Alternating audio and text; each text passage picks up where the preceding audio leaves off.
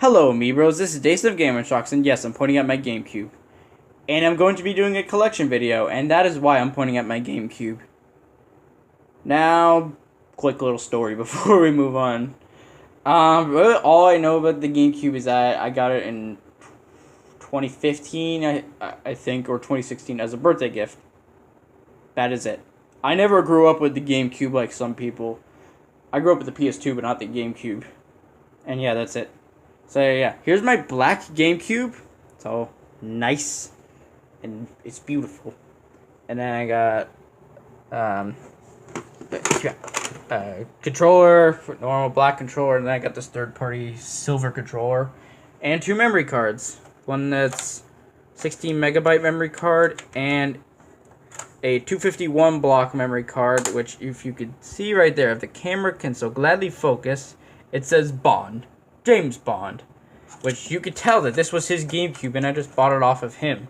I don't know why he had a GameCube at some point, but hey, that's cool to have. I wonder if James Bond actually wrote that, but probably not. So yeah, I'm going to go into my GameCube collection. I have a total of 24 GameCube games. I mean, not much, but it's something. But anyway, so now, let's start. And now, let's begin. So, for my GameCube games, these are not in alphabetical order at all, I can tell you that.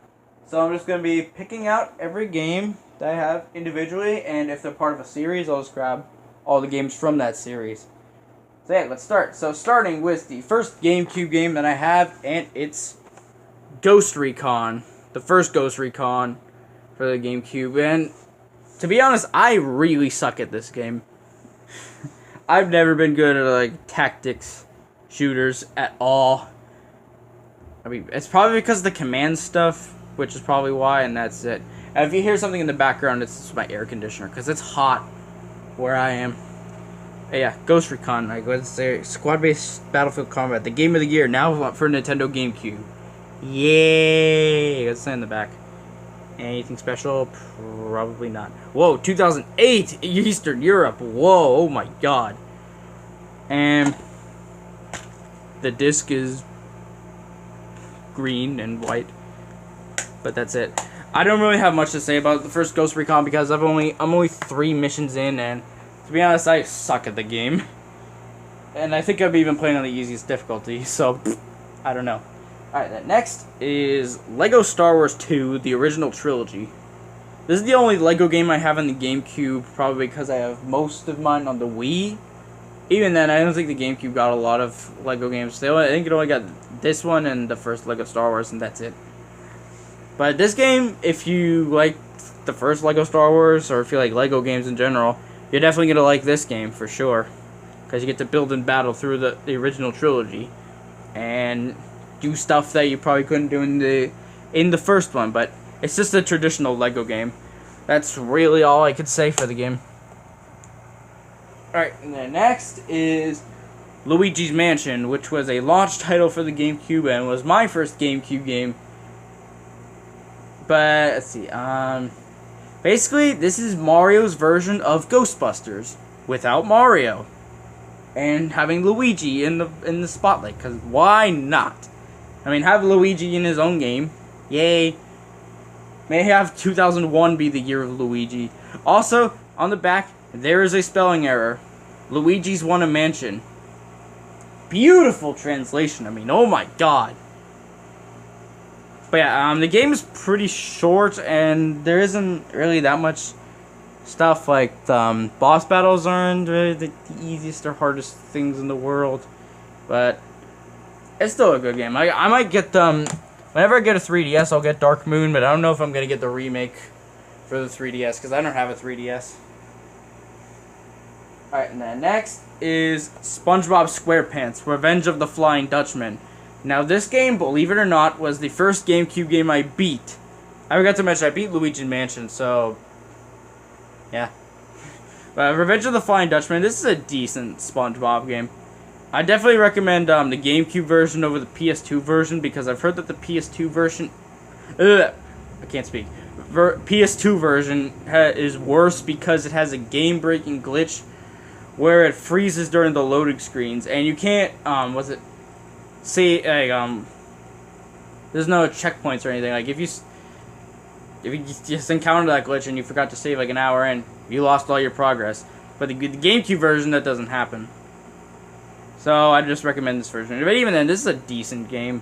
I mean, I prefer Battle for Bikini Bottom and the SpongeBob SquarePants movie over this game for sure. But it's a decent game. It's not gonna take you long at all. I can definitely say that. All right, then next is The Legend of Zelda: Wind Waker, which is the second Zelda game I've ever played. I've only played 3 of them. 3 Zelda games. This one, Twilight Princess, and Breath of the Wild. And so far, this is my least favorite out of them Zelda games that I've played so far. But even still, this is a pretty good game. I mean, I'm not a big fan of the sailing stuff because it's kind of boring. I mean, I get that it's supposed to be adventurous, but it's kind of boring. And yeah, even so, this is a really good game. I mean, it's not, like I said, it's my least favorite out of the Zelda games that I've played so far, even though I've only played 3 of them. But still, I'd recommend... It's an essential game for the GameCube. And this is the only GameCube game I have that's not complete. Because right now I'm currently borrowing this from a friend. And then look at that disc. You can barely see that disc. Yeah. I don't know. I haven't gotten that far in the game. I think right now I'm stuck on Outset Island. And I don't know what to do. Alright, next is the latest game that I got in my collection, and that's Medal of Honor Frontline. Now, this game I got for really cheap. Like, real cheap. I can tell you that. So, it's not because of all-out multiplayer warfare, because I play first-person shooters for campaigns. That's something I will always advocate for. I'm probably not the only one who's on that train. But, hey, at least those people agree with me. Because if the series was still around, EA would have just sucked it dry. Oh wait, they already did suck it dry. Oops. But so this is I haven't played this game. I've only played I've played the beginning mission and that's it. Oh, and full on green disc. Cause why not? I like that about GameCube games. I like how they have different colored discs for them, like just one color. I don't know, maybe it's just me. Alright, then next is Splinter Cell Double Agent, which is the only Splinter Cell I have on the GameCube. The rest of them I have on the original Xbox for some stupid reason, but I got this one because it was cheap on the GameCube. Like, really cheap, because it's the highly anticipated sequel to the best-selling Sam Fisher saga. And, because he's a double agent, there is double discs! Ha ha ha ha! No. I think that actually this is the second game. This is one of only 2 GameCube games I have that's 2 discs long. That's cool to see, like GameCube games with 2 discs. I don't know. I've always liked that for some reason. But even then, I'm not that big into the Splinter Cell games. I mean, they're definitely fun games, and I prefer the other ones over this one, to be completely honest. But then again, this is coming from a person who's not that familiar with the Splinter Cell games. All right, and then next is Mario Party 4. And Mario Party 6. Yeah, I don't have Mario Party 5 or 7, but Mario Party 4 and 6 are really fun. I can tell you that. These are really fun games. I mean, I'm sure they're like essential for GameCube games. But, like, I don't get why people complain about, I don't like the Mario Party games after 3. They're not good anymore. Well, if you don't like them, just play the ones that you own. Play the N64 ones. Just do that. And leave us alone. But Mario Party 4, I think from what I can gather, because I've seen gameplay online of the N64 Mario Parties, and this Mario Party 4 seems to be exactly like it, but 6 has a cool day and night system to it, which I really like. That's a cool idea for a party game. And 4, like, if you like the N64 Mario Parties, you're gonna like this one. Unless you're nostalgia blinded, like a lot of people. Which isn't shocking. Haha, no. But I want to get the rest of them. I want to get Mario Party 5 and 7 at some point. I want to get the microphone accessory for 6 and 7 to try them out if I ever get 7. Alright, and then Star Wars Rogue Squadron 3 Rebel Strike. I haven't played this game. I, honest to God, have not played this game yet. so I cannot give my opinion on it. I know Rogue Squadron 2 is like an essential Star Wars, like one of the best Star Wars games, but I do not have it, so I'm sorry. Because it's just I haven't been able to find it anywhere for a good price. And then next is Need for Speed Hot Pursuit 2! And it's a Need for Speed game. I can tell you that much. Like it's a Need for Speed game without the open world. So if you like those ones, you're definitely not gonna like this game because this one is mission based. And even then, it's okay. And if you hear something in the background, it's just one of my dogs. And then look at this amazing sentence: Dream machines, getaway speeds. Again, fine grammar. Then this stuff right here, and then this game for some reason supports what's this Logitech force feedback wheel, which I don't know what that is. And yeah, I have some like if you tell right here, I have some player's choice games. I honestly don't really care about player's choice games. Like if I can find a game for a cheap price, then I can suck it up. Because I have a bunch of greatest hits games on the PlayStation 2 and 1. So I don't really mind it that much. But I don't know. I haven't played much of the Need for Speed games, so I can't really give my opinion on them. Like that's a running I can't speak. That's a running theme throughout this collection. Again, that's how it is for a lot of my collections. All right, then next is Extreme G3. Now, Extreme G Racing, which according to the spine is Extreme G3. Again, I haven't played this game that much. So far from what I've played it's basically a high-speed racing game. Like F-Zero or was it Fast RMX? But this game seems cool. Because you got, aside from having a lady on the cover, you got be some other characters. Like, probably in the manual somewhere. That I'm not going to look at. But there's the disc, white and blue. America! Yeah, don't have anything to say about that one. Okay, now I have stuff to say about the next one. Spyro: A Hero's Tale. Now, I'm probably one of the few people on the planet that actually thinks Spyro: A Hero's Tale is not that bad. But it's not great. It's good. It has some problems for sure. Like, some of the voice acting is a bit weird, and the humor is very childish. It's not like Crash Twin Sanity's humor, which is just so weird, you can't help but laugh at it. But this game, it's Spyro. It's not like Enter the Dragonfly, which I don't have. Whether that's a good thing or a bad thing is up to taste, I guess. Even then, this game is not bad. You get a free EGM, 12-month EGM. I mean, that's cool. Well, at least at the time in when this game came out, 2004. That's cool. I think it's still in here. I say, is it in here? Yep, it is. It is there. I don't know if it expired or not, but that'd be cool to submit.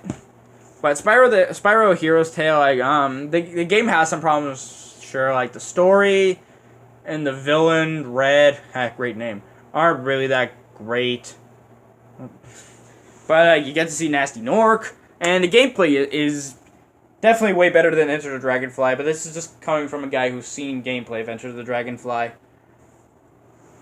Alright, and then next is Mario Golf Toadstool Tour, which I don't have much to say about this game either. It's golf. This time it's because it's golf. If you like golf, you're definitely going to like this game. Or if you like Mario like I do. I mean, who doesn't love Mario? And yeah. It's just your standard golf game with Mario characters. And that's it. But I do have a story with this game. Originally, I wasn't intending on getting this game, but I went to my local used game store called Core Gaming, and I went with my cousin, and we were just looking at the GameCube games, and apparently I probably looked at it so long that I convinced my cousin to get the game for me. I don't know, I think she just saw that I was eyeing it up because I like golf and I like Mario, so it's like, that's a win-win situation. And yeah, Mario Golf. Alright, the next is SpiderMan, another player's choice game. How many do I have left? I have two more player's choice games. SpiderMan, based on the 2002 Spider-Man movie, which that's such a great movie. But this game is it's kind of that funky music, like it's sort of like just being kind of weird. I mean, it's a decent game. It's a decent game with Spidey and Green Goblin, who's just weird, and you just travel around New York with Spider-Man, web slinging on the air, because that's logical, and you just get to do the events in the movie. I mean, come on, the movie is a really good movie, because you get to see Spidey's origins and take you down to Green Goblin, and Green Goblin's death in the movie. Oh, and then right into the abdomen.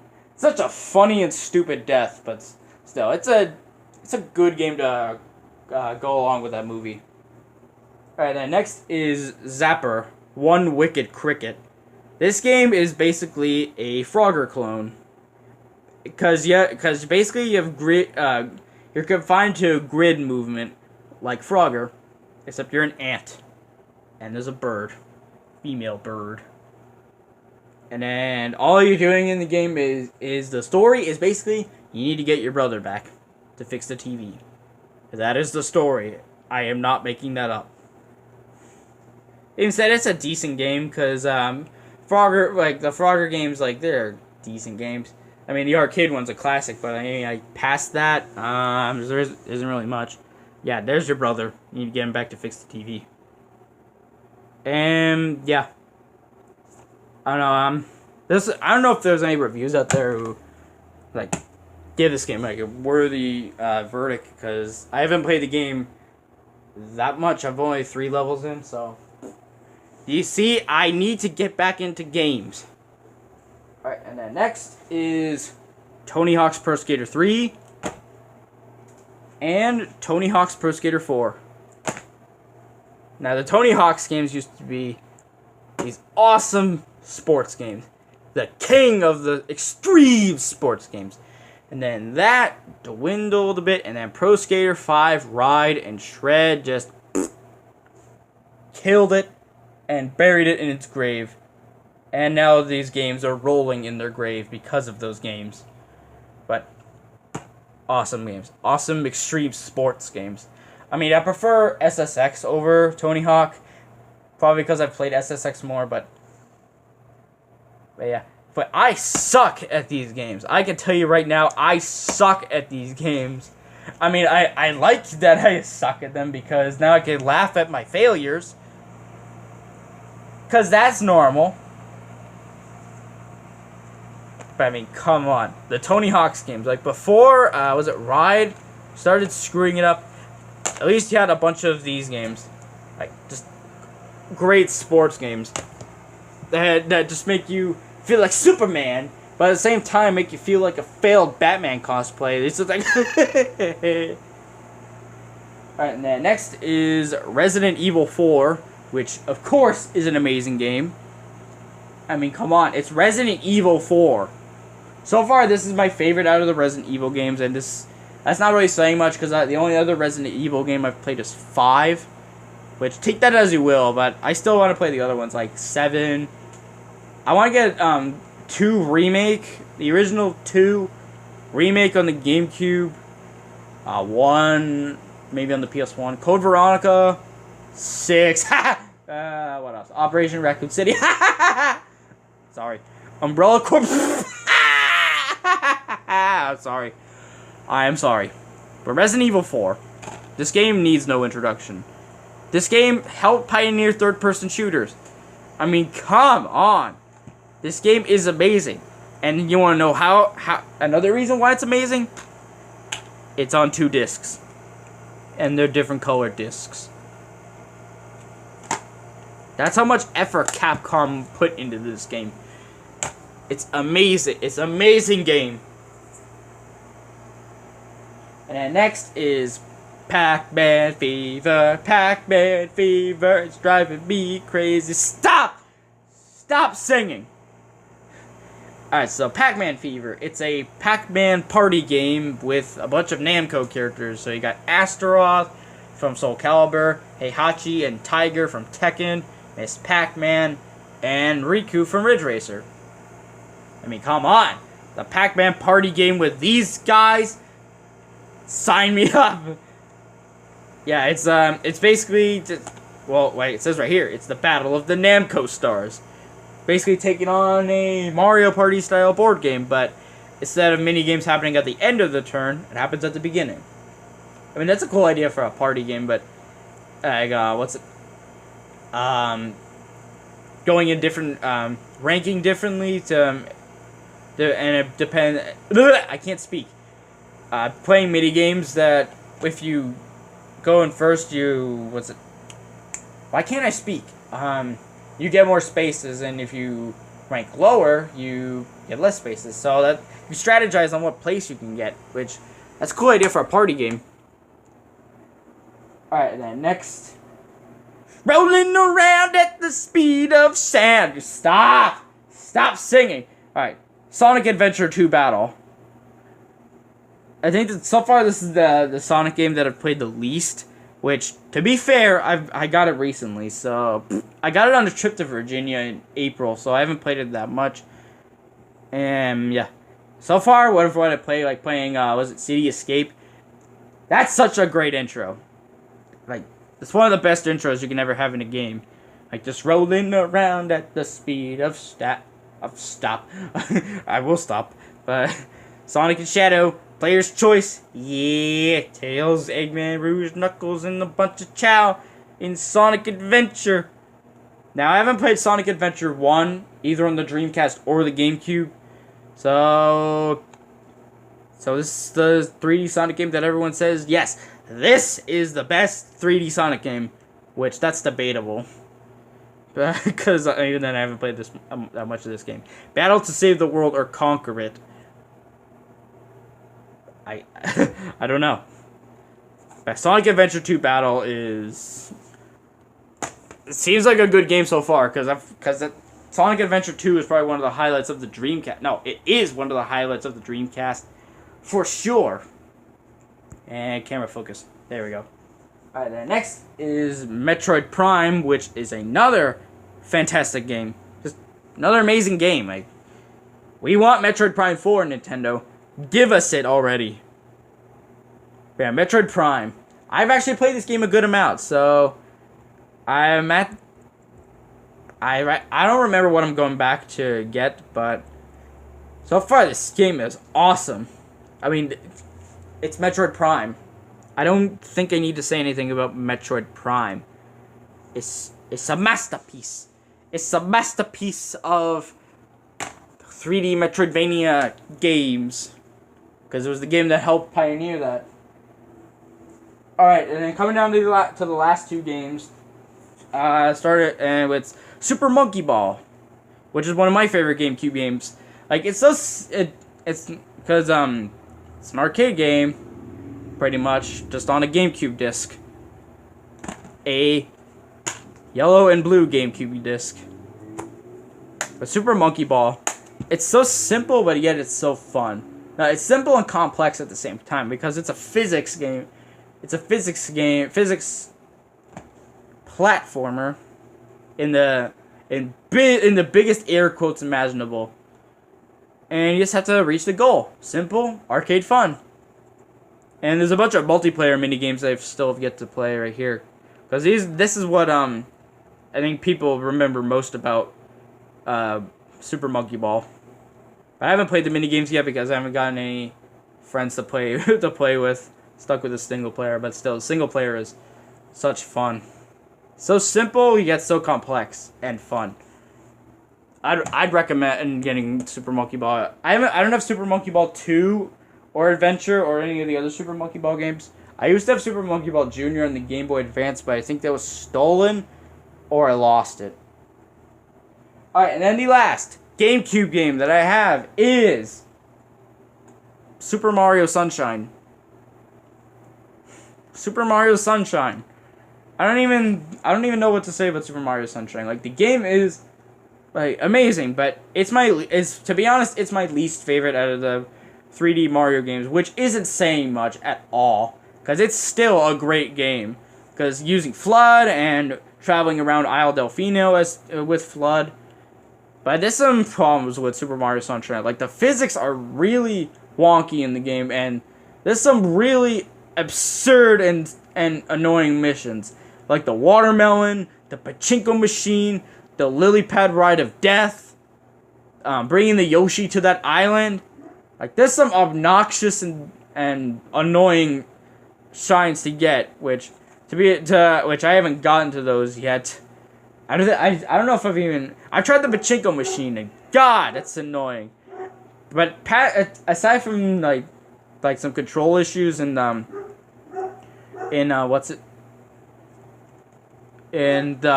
sections without FLUDD, and I'm a chuckster.